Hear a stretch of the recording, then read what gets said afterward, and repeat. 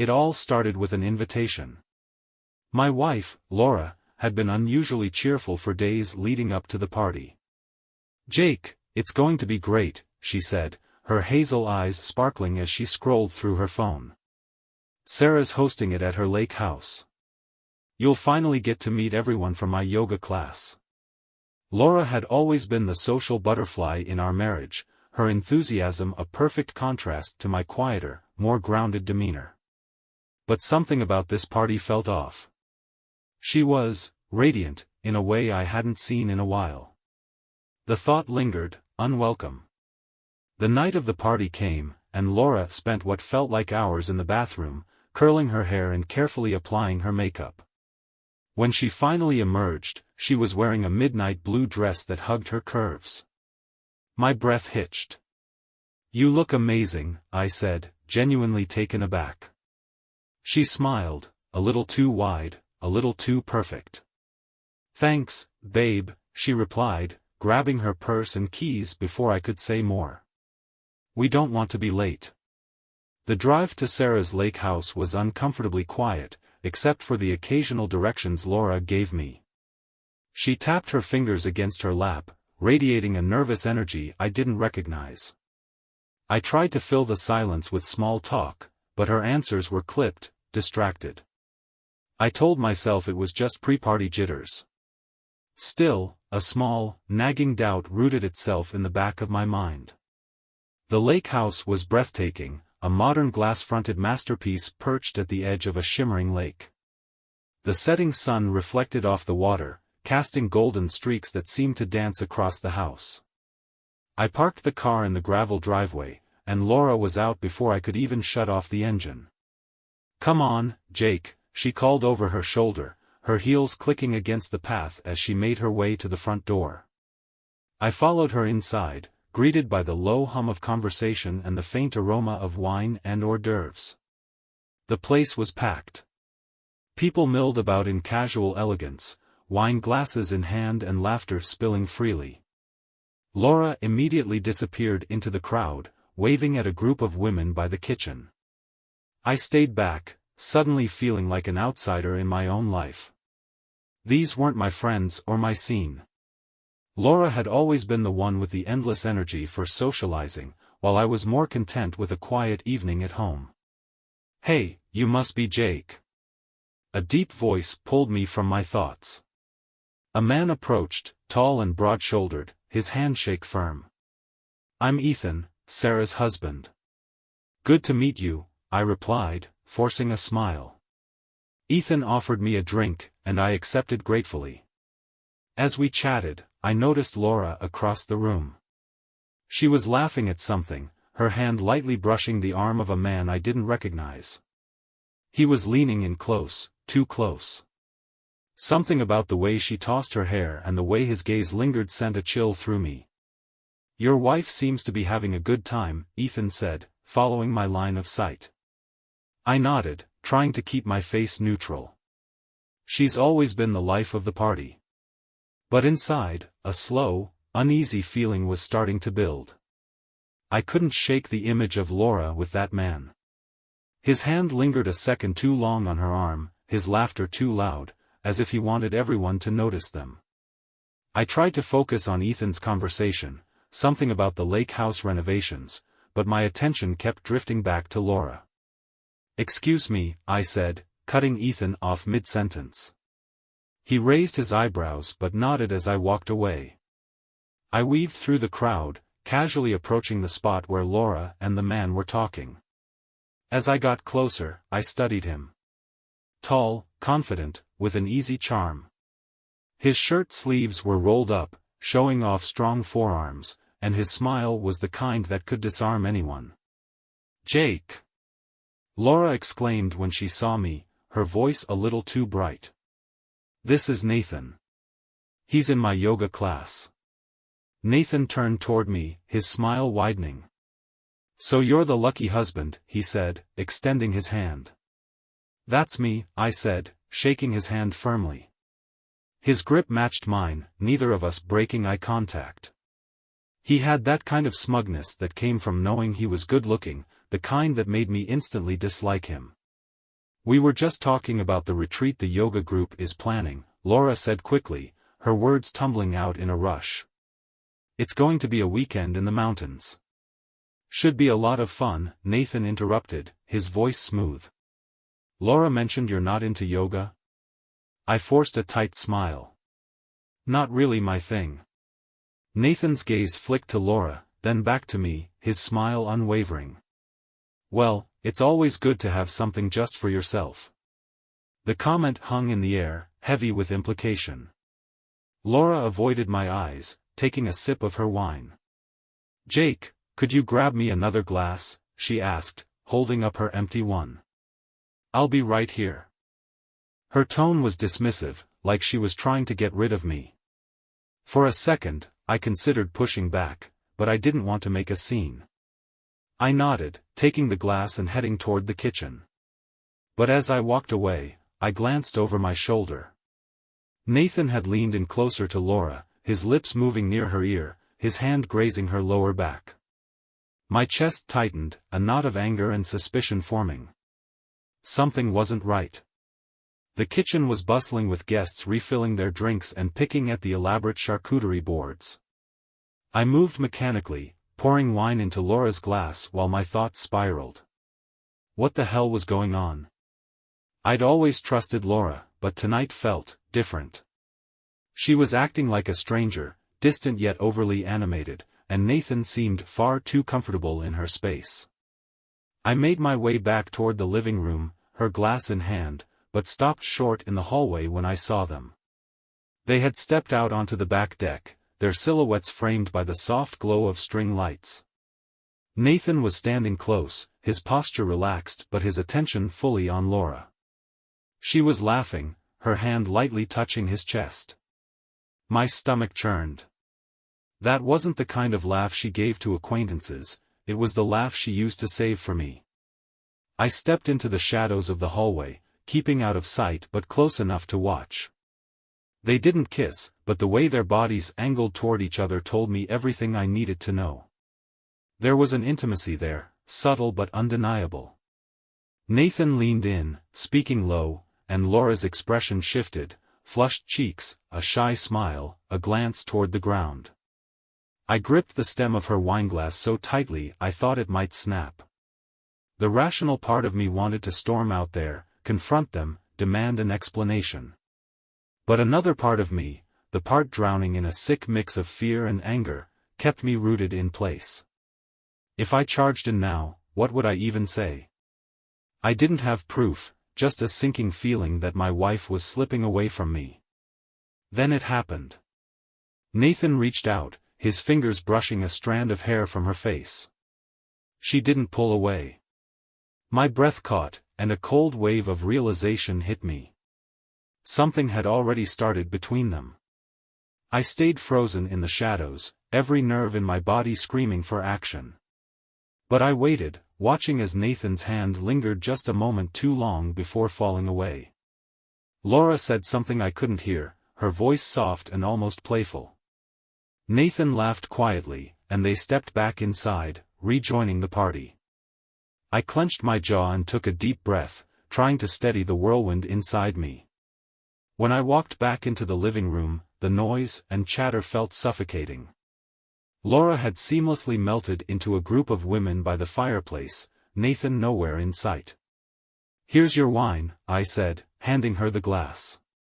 She took it with a smile, her eyes bright. "Thanks, babe," she said casually, as if nothing had happened. I leaned closer, lowering my voice. "Can we talk for a minute?" Laura's expression faltered for just a second before she recovered. "Sure, but let's make it quick." I promised Jenna I'd help her in the kitchen.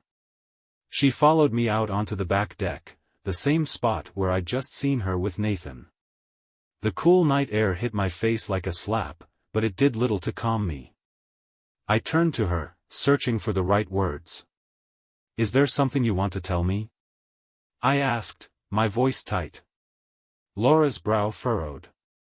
"What do you mean?" I took a step closer, lowering my voice to a harsh whisper.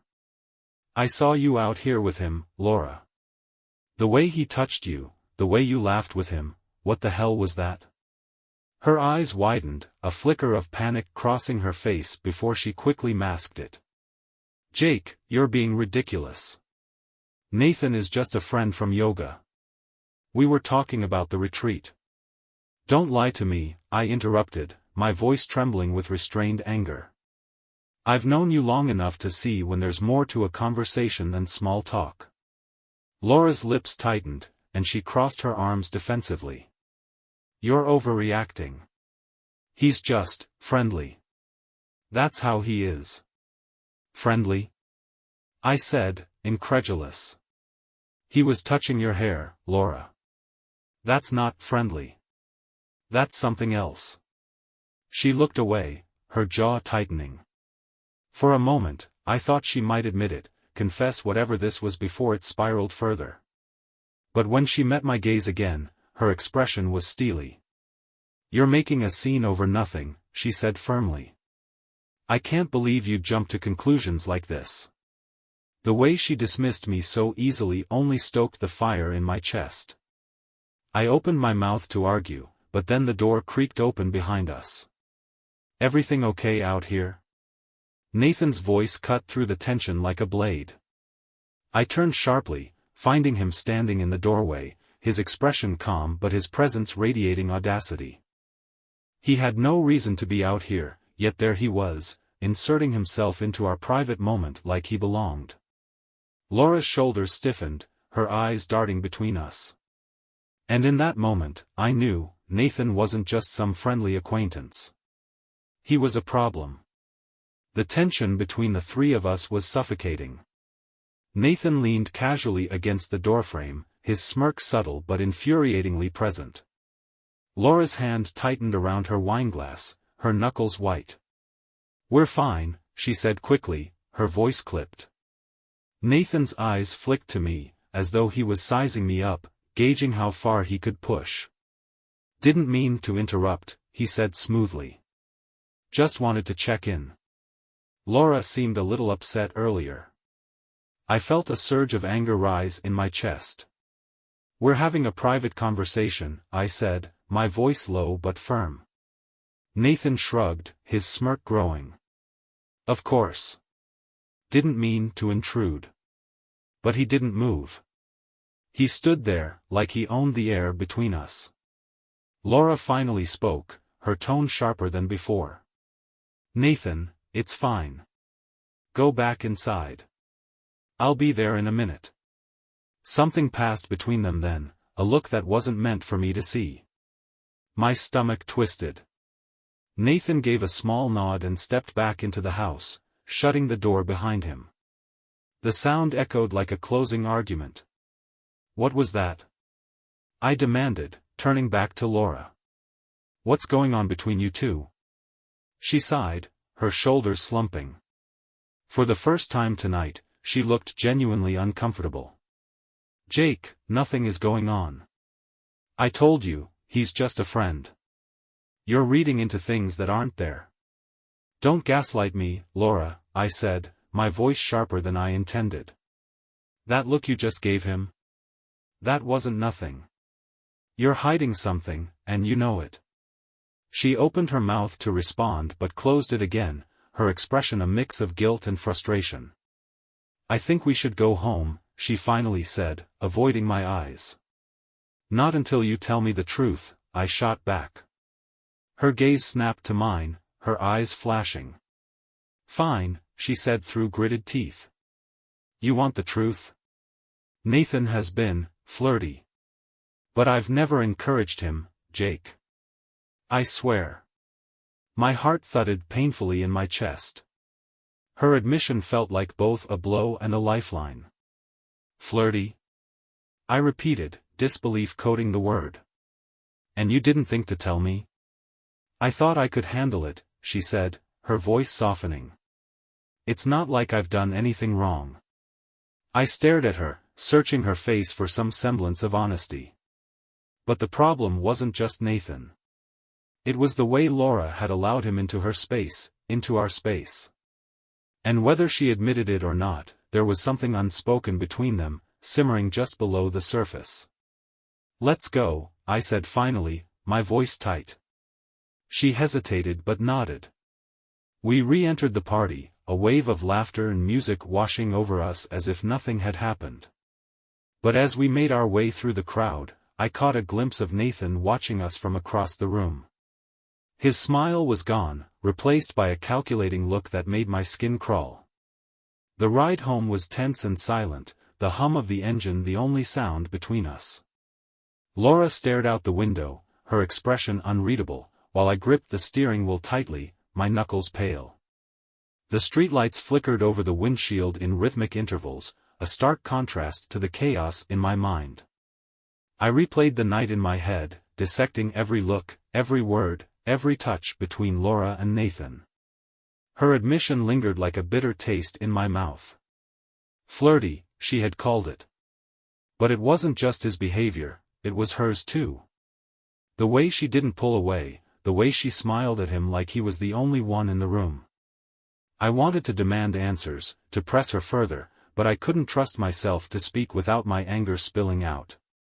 So I swallowed my words and focused on the road. Halfway home, Laura broke the silence. Jake, I didn't mean for tonight to.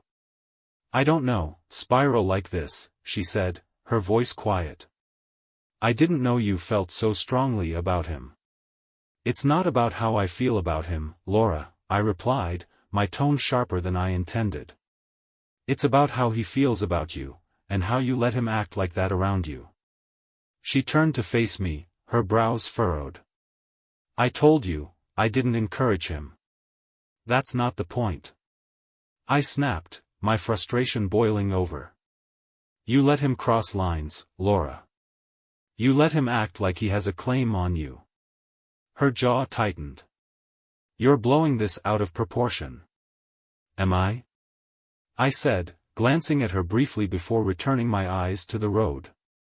Because from where I'm sitting, it looks like you didn't care how any of this made me feel. Her silence was deafening. She crossed her arms and sank further into her seat, her lips pressed into a thin line.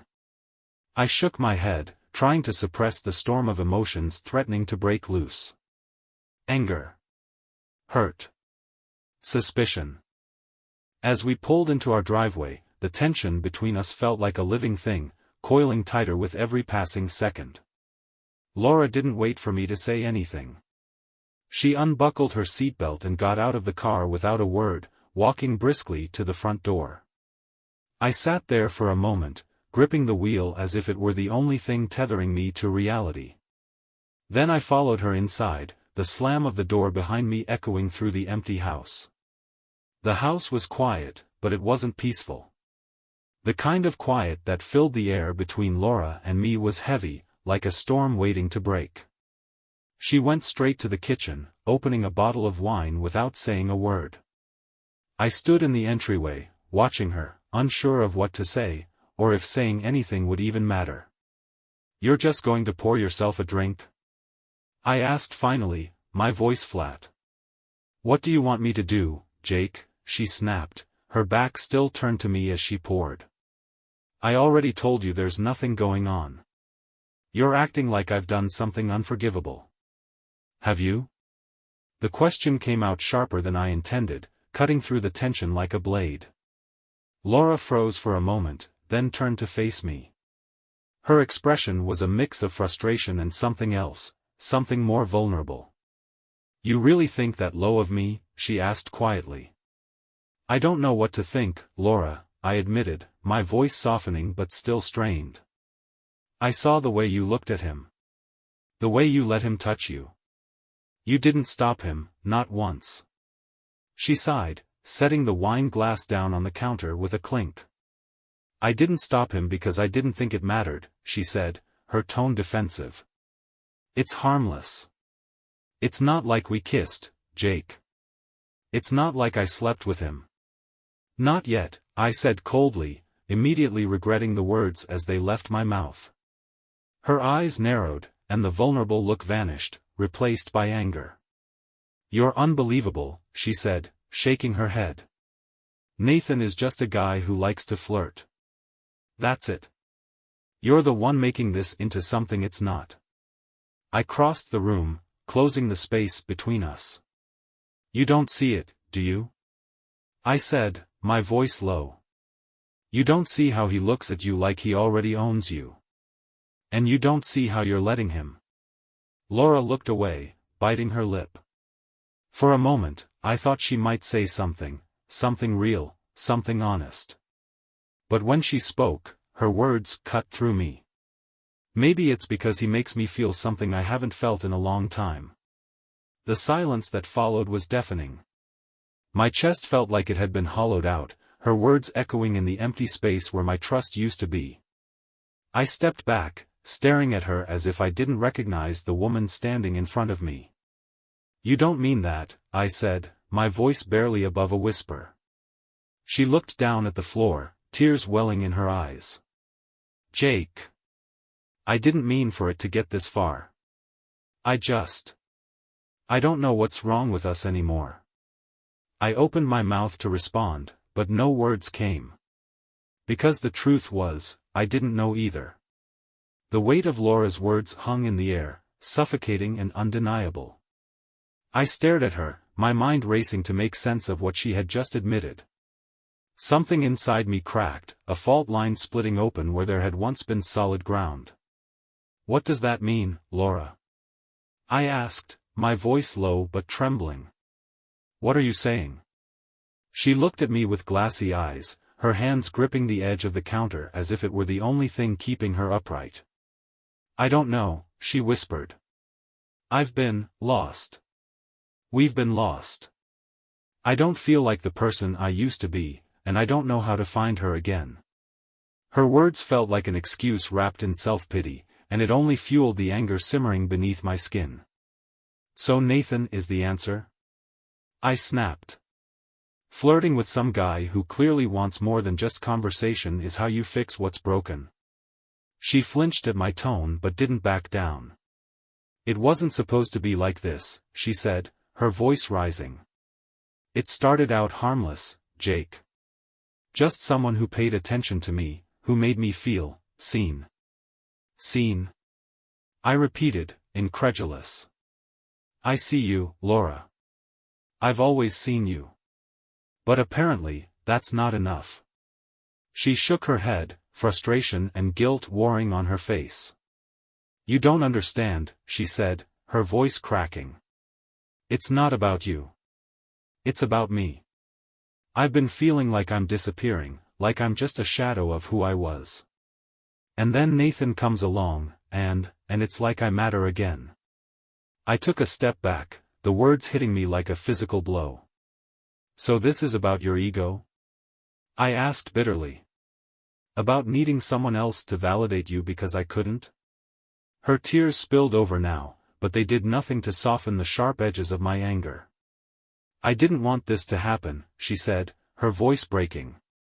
But I can't lie to you, Jake. I don't know if I can stop it. Her confession sucked the air out of the room. I stared at her, a mix of rage, heartbreak, and disbelief twisting inside me. Are you in love with him? I asked, my voice barely above a whisper. She hesitated, and the pause was worse than anything she could have said. Finally, she shook her head. No, she said.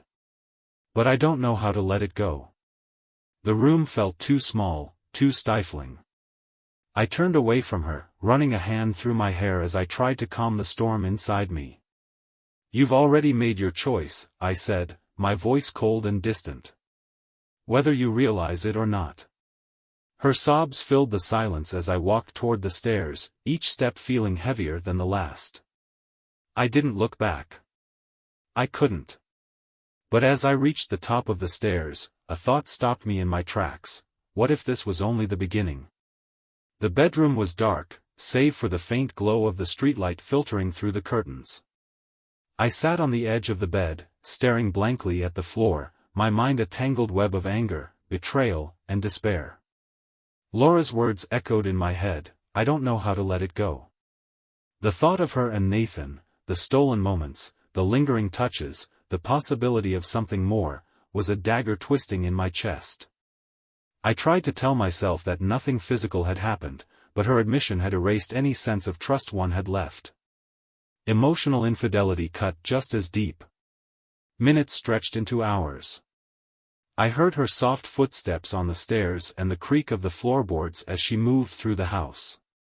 Eventually, the sound of the guest room door closing reached me.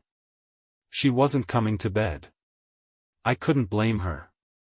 I didn't want her here either. The next morning, the silence between us was oppressive. Laura avoided my eyes as she poured coffee in the kitchen. I sat at the table, staring out the window, watching the world move on as if everything inside me wasn't unraveling. Finally, I spoke. "Are you going to see him again?" The question hung in the air, heavy and loaded. Laura froze, her back to me, her hand gripping the edge of the counter. She didn't answer immediately, and that pause was all the confirmation I needed. "I don't know," she said softly, turning to face me. Her eyes were red, her expression raw. "I want to work on us, Jake. I do. But I need time to figure out what that means." "Time?" I echoed bitterly. "What does that even look like? Do you want me to just sit here while you figure it out? While you decide if I'm worth saving?" Her face crumpled, tears spilling over again. "I don't know what to do," she whispered. "I'm trying, Jake. I'm trying to make sense of everything." The anger surged again, hot and uncontrollable. "Trying? You're trying while you keep one foot out the door, keeping him close just in case. That's not trying, Laura. That's cowardice." She flinched but didn't argue. Her silence was unbearable, an admission without words. I stood abruptly, the chair scraping against the floor. "I can't do this," I said, my voice trembling with emotion. "Not like this." "Jake, wait," she pleaded, stepping toward me. But I shook my head. "You made your choice when you let him into our lives," I said. "You might not have crossed every line, but you're already on the other side. And I can't be the one pulling you back." The finality of my words seemed to hit her like a punch. She stood frozen, tears streaming down her face as I grabbed my keys and walked out the door. I drove aimlessly for hours, the weight of everything pressing down on me. When I finally stopped, I found myself parked at a coffee shop I used to visit before work, back when life felt simpler. I sat there, staring at nothing, trying to make sense of the wreckage. The thing about betrayal is that it doesn't just hurt, it changes you. It erodes the foundation of trust, turning love into something sharp and fragile. And as much as I wanted to believe we could rebuild, a part of me knew that some fractures never fully heal. As the sun dipped below the horizon, I realized I had a choice to make: fight for what was left of us or walk away. But as I turned the ignition and started the drive home, the bitter truth settled in my chest. Laura wasn't the only one who had something to let go of. I did too. The question was, could I?